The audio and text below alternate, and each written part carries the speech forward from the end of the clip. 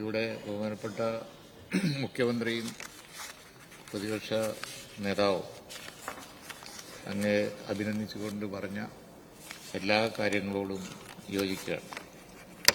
അറിയിക്കുന്ന ഒരാൾ അറിയിക്കുന്ന ഒരു കസേരയിൽ തന്നെ വന്നിരിക്കുന്നു. മാത്രമല്ല,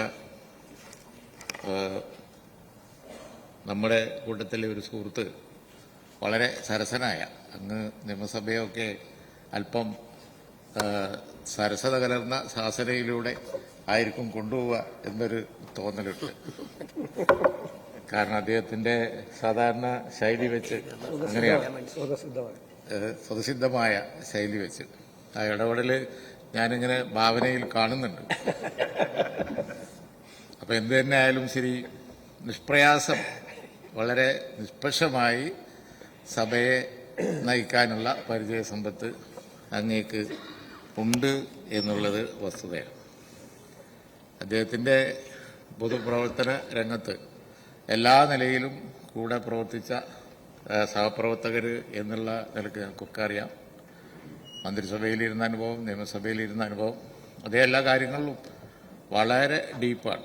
അഡ്മിനിസ്ട്രേറ്റീവ് കപ്പാസിറ്റിയൊക്കെ വളരെ സ്ട്രോങ് ആണ്. ഹോം മിനിസ്റ്ററായിരിക്കുമ്പോഴുള്ള അനുഭവവും അതുപോലെ തന്നെ വിവിധ ഡിപ്പാർട്ട്മെന്റ് കൈകാര്യം ചെയ്തപ്പോഴൊക്കെ വളരെ പ്രശംസനീയമായ രീതിയിലാണ് കൊണ്ടുപോയിട്ടുള്ളത്. പൊതുജീവിതം എന്നുള്ളത് ഒരു തിരുവഞ്ചൂർ ശൈലിയിൽ അങ്ങനെ കൊണ്ടുപോയ, അതാണ് ഇവിടെ മുഖ്യമന്ത്രിയൊക്കെ നേരത്തെ പറഞ്ഞത്, വിദ്യാർത്ഥി കാലം തൊട്ട് അറിയപ്പെടുന്ന ഒരു തിരുവഞ്ചൂർ ശൈലിയുണ്ട്. അപ്പോൾ അതുകൊണ്ട് തന്നെ അത് എല്ലാ നിലയിലും മാതൃകയാണ്.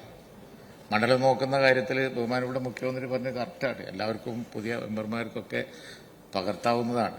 തുടരെ തുടരെ തുടരെ ജയിക്കാൻ വളരെ നന്നാവും അദ്ദേഹത്തിന്റെ ശൈലി. അത്രക്ക് നിയോജകമണ്ഡലം നോക്കുക, ജനങ്ങളുമായിട്ട് സമ്പർക്കം നിലനിർത്തുക, സുഹൃത്ത് ബന്ധം നിലനിർത്തുക, നേരത്തെ പറഞ്ഞതുപോലെ സരസമായ അങ്ങനെയൊക്കെയുള്ള സഭാധ്യക്ഷനെ ആണ് കിട്ടിയിരിക്കുന്നത്. കേരള നിയമസഭ ഇവിടെ പറഞ്ഞതുപോലെ ഇന്ത്യയിൽ തന്നെ മാതൃകാപരമായ അനവധി നിയമനിർമ്മാണങ്ങൾക്കൊക്കെ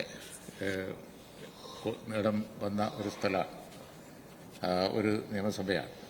എല്ലാ നിയമനിർമ്മാണങ്ങൾക്കും എല്ലാ പരിഷ്കാരങ്ങൾക്കും പരിവർത്തനങ്ങൾക്കൊക്കെ നേതൃത്വം കൊടുത്ത ഒരു നിയമസഭയുടെ അധ്യക്ഷനായിയാണ് അങ്ങ് വന്നിരിക്കുന്നത്. തീർച്ചയായും ഞങ്ങൾക്കൊക്കെ അവിടെ അഭിമാനവും സന്തോഷവും ഉണ്ട്. ഈ സന്ദർഭത്തിൽ അങ്ങേയറ്റം അഭിനന്ദിക്കുക.